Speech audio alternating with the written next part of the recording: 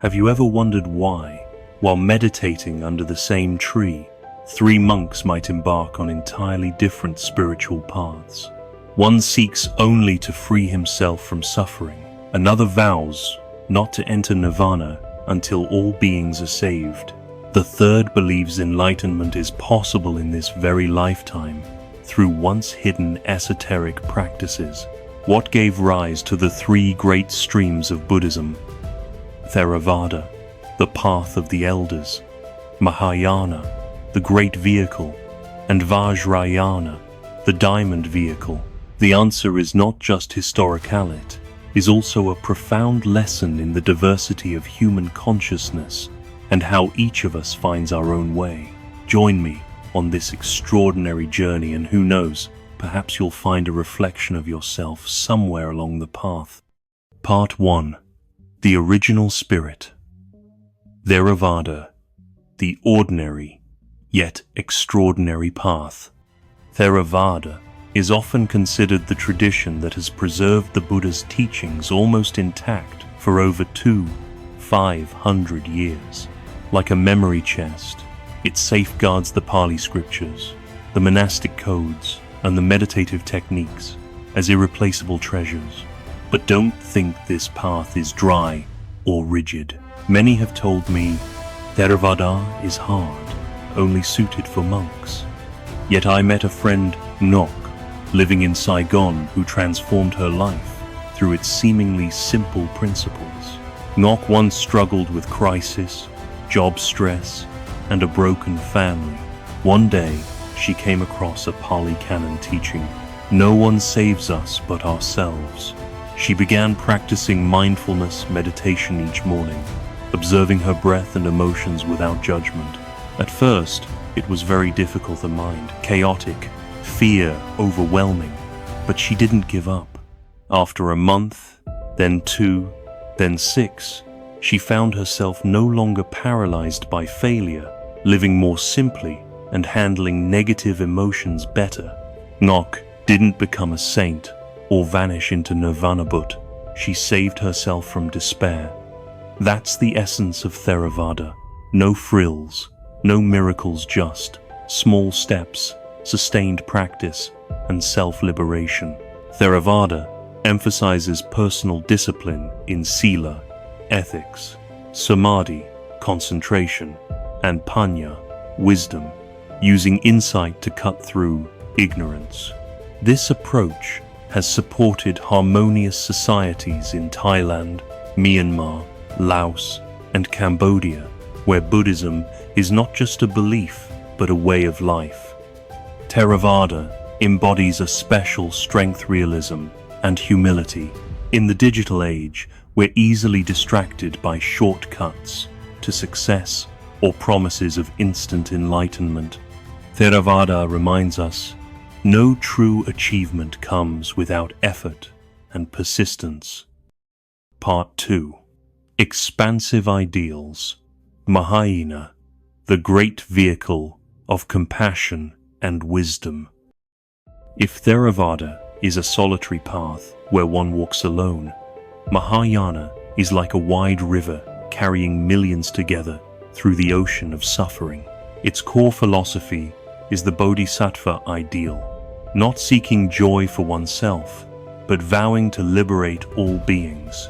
I once saw a group of young people in Hanoi cooking porridge for cancer patients weekly. Beyond charity, they shared meditation practices and read the Amitabha Sutra to those who wished to listen.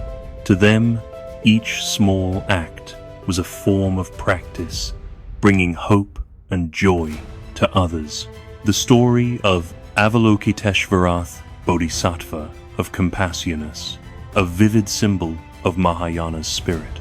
According to legend, he vowed not to enter nirvana until all sentient beings were saved. Despite countless setbacks, he transformed into a being with 1,000 eyes and hands to see and help everywhere. This image inspires millions across East Asia, from China and Japan to Vietnam, to live with open hearts and a spirit of service. I believe Mahayana answers our age of loneliness in the crowd.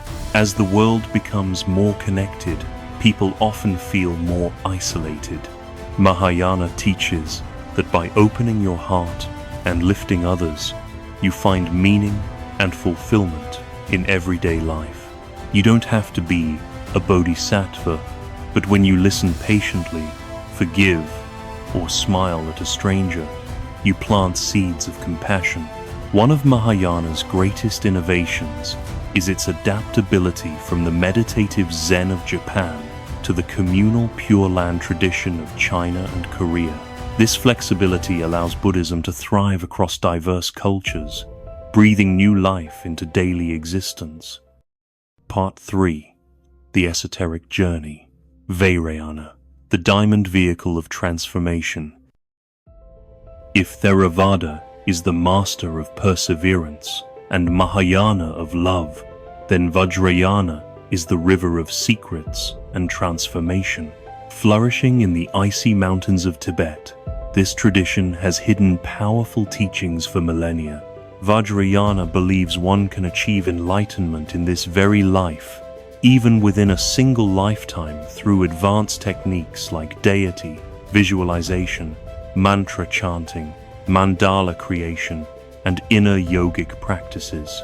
I once spoke with an American psychologist who, after spending 6 months in a Tibetan monastery, told me, "Vajrayana is like a spiritual laboratory where even emotions like fear and anger are alchemized into wisdom." A young Tibetan nun I met said she suffered from depression after losing her mother, but through Vajrayana visualization practices, she saw her grief not as an enemy, but as part of awakening.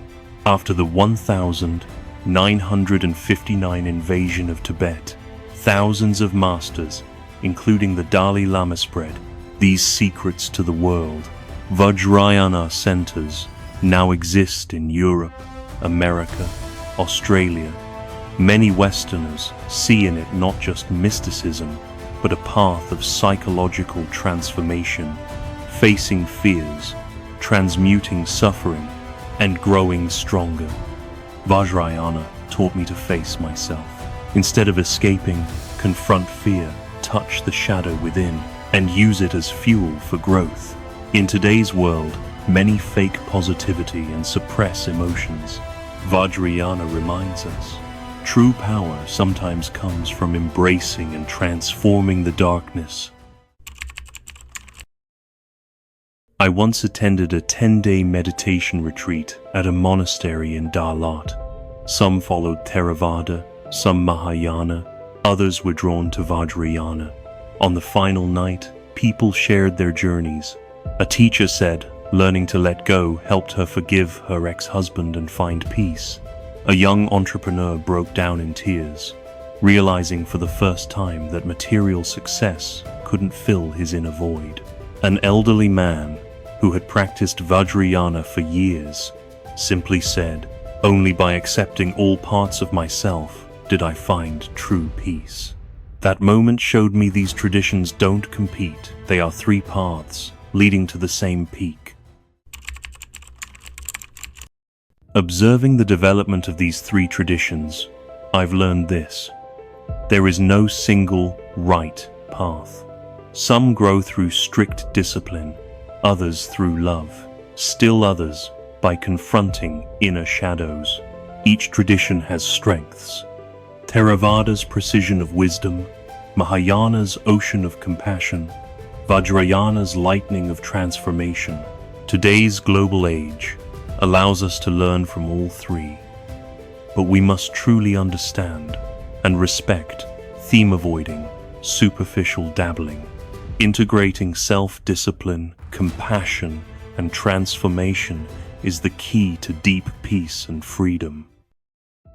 No matter who you are or where you start, believe that every spiritual path can bring you home to a place beyond fear, resentment, and loneliness. Like the 3 monks under the tree, each chooses a different direction, but all climb the same mountain toward enlightenment. What matters isn't where you begin, but whether you walk with sincerity, perseverance, and honesty. Which path do you feel most drawn to? Share your thoughts. Perhaps your story will inspire someone else on their quest for peace.